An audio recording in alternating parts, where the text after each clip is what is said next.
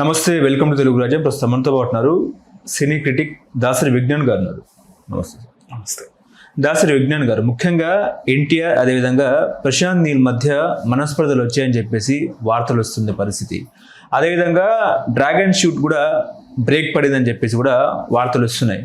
అసలు వీళ్ళిద్దరి మధ్య మనస్పర్ధలు రావడానికి కారణం ఏంటి? నిజంగా అలాంటి పరిస్థితులు ఉన్నాయా అంటే ఏం చెప్తారు? ఇందుకే మొన్న అల్లు అర్జున్కి సంబంధించి రెండు తెలుగు రాష్ట్రాల్లో అభిమానుల సంఘం ఏర్పడింది. ఎందుకంటే ఒక స్టార్ హీరోని ఉద్దేశించి ఇట్లాంటి నెగిటివ్ కామెంట్స్ వచ్చినప్పుడు దానికి రిటర్న్ కూడా ఇవ్వాల్సిన అవసరం ఉంటుంది కదా. అటాక్ చేయడానికి ఎవరైనా వచ్చినప్పుడు డిఫెండ్ చేసుకోవడానికంటూ ఒక పొర ఉండాలి. ఆ పొర అభిమాన సంఘం.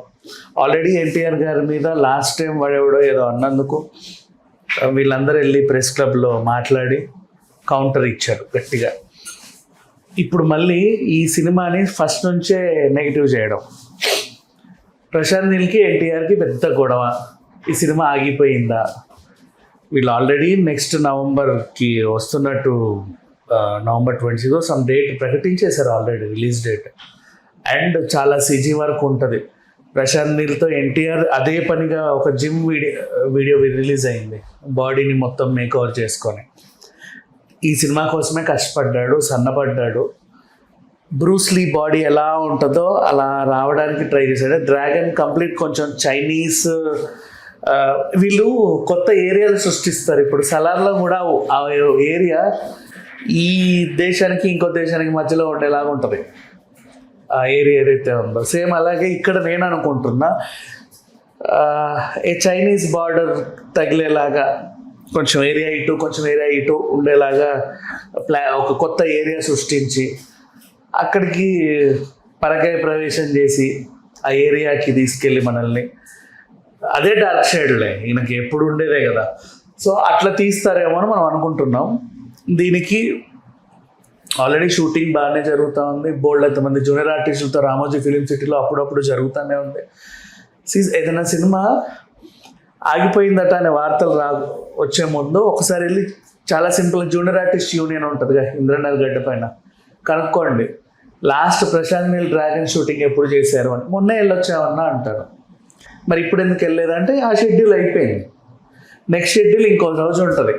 ఒక షెడ్యూల్ అయిపోయి ఇంకో షెడ్యూల్ మధ్యలో ఈ పుకార్లన్నీ పుట్టిస్తారనమాట. ఈ సినిమా ఆగిపోయిందేమో అని అనుకోవాలి. సగం negative shade. Next post phone అయిపోతుంది. ఇప్పట్లో రిలీజ్ ఉండదు. సినిమా నుంచి మ్యూజిక్ డైరెక్టర్ తప్పుకున్నాడంట, లేకపోతే కెమెరామెన్ తప్పుకున్నాడంట, అసలు ప్రొడ్యూసరే తప్పుకున్నాడంట. ఇట్లాంటి పిచ్చి పిచ్చి న్యూస్లన్నీ రాస్తారు. అంటే ఏమో అదేమో ఆనందమో తెలియదు. సో అట్లాంటి వాళ్ళకి కౌంటర్ ఇవ్వడానికంటూ కనీసం ఒక టీం అని ప్రతిదానికి ఎన్టీఆర్ ఆన్సర్ చేయలేడు, ప్రశాంత్ నీల్ ఆన్సర్ చేయలేడు.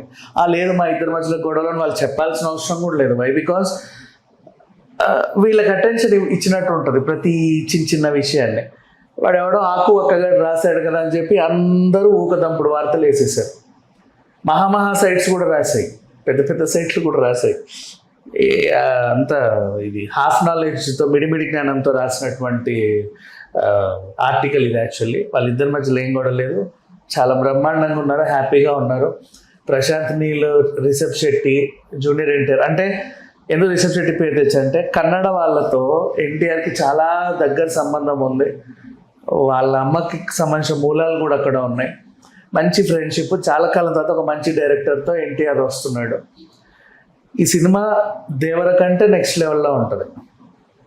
అండ్ ఎన్టీఆర్ యాక్టింగ్ గురించి ప్రత్యేకించి చెప్పాల్సిన అవసరం లేదు. మన దేశం గర్వించదగ్గ నటుల్లో అన్ని భాషల్లో కలుపుకుంటే దేశం గర్వించదగ్గ నటుల్లో ఆయన ఒకడు.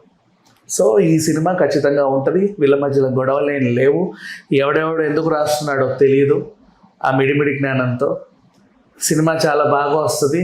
అనుకున్న టైంకే వస్తుంది. వాళ్ళ రిలీజ్ డేట్కే ప్రకటించుకున్న డేట్కే వస్తారు. 2026 నెక్స్ట్ ఇయర్ నవంబర్ వరకు వచ్చేస్తారు. అంటే ఇంచుమించు ఈ టైంకి ఇంకో 1 year గ్యాప్లో ఈ సినిమా వచ్చేస్తుంది. అంతే. ఇంకా దీని గురించి ఎవరికి వాళ్ళ క్లారిటీ అంత అవసరం కూడా లేదు. ఓకే, ఇప్పుడు జననాయకన్ సంగతి ఏంటి? తెలుగులో ఆ సినిమాని ఎవరు కొంటారంటే ఏం చెప్తారు? ఇది యాక్చువల్గా ఏమైందంటే మన బాలయ్యది భగవత్ కేసరి సినిమా ఉందా, దీన్నే వీళ్ళు రీమేక్ చేస్తున్నారు అని ఒక 2 సందర్భాల్లో వీటీవీ గణేష్ వాళ్ళు ఎవరో చెప్పారు. మరి అది నేను నిజమో కాదో తెలియదు. కాకపోతే ఏంటంటే అందరికీ తెలిసినటువంటి సిచ్యువేషన్, ఈయన రాజకీయ ప్రవేశం చేసిన తర్వాత ఇది లాస్ట్ సినిమా. నెక్స్ట్ ఇప్పుడు కొంచెం కూతవేటు దూరంలో వాళ్ళకి ఎలక్షన్స్ ఉన్నాయి. ఈ సినిమా రాజకీయంగా అతనికి హెల్ప్ అయ్యేలాగా తీసుకున్నాడు. జననాయకుడు, ఒక మంచి జనం మధ్యలో ఉండే నాయకుడు, మనకు అర్థమవుతుంది కదా తమిళ టైటిల్ అయినా సరే.